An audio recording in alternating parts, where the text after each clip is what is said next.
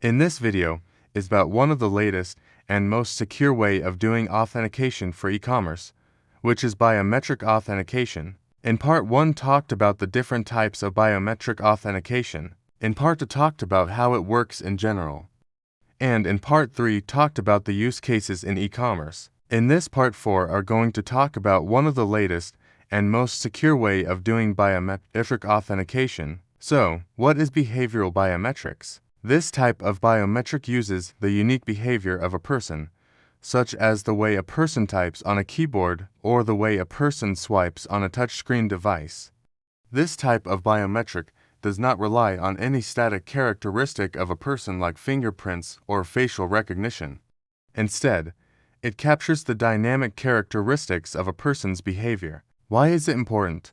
Because people can be more easily tricked into giving away their biometric data through a spoof or a replay attack. For example, a fingerprint can be lifted from a smartphone and used to gain access to a person's account. But a behavioral biometric is more difficult to spoof because it captures the unique behavior of a person. How does it work?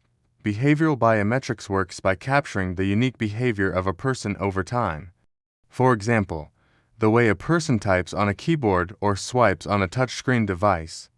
By capturing this behavior, a business can create a baseline profile of that person. When the person tries to access their account from a new device or location, the business can compare their behavior to the baseline profile to confirm that it is them. What are the benefits of using behavioral biometrics?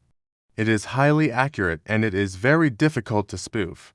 It also provides an additional layer of security, which is very important for e-commerce businesses. It is also very convenient for customers because they don't need to carry any biometric hardware like a fingerprint scanner.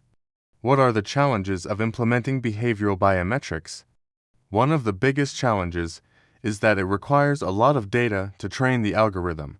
This means that you need to collect a lot of data from your customers to create an accurate baseline profile. You also need to ensure that your data collection practices are transparent and that customers are comfortable with you. Another challenge is that it can be difficult to detect anomalies. For example, if a customer is typing on a keyboard in a way that is different from their usual behavior, it can trigger an alert. But if the anomaly is not significant, it may not be worth escalating to a human reviewer. Despite these challenges, behavioral biometrics is a promising technology that can help e-commerce businesses to improve the security of their platform and reduce the number of fraudulent transactions. Thanks for watching.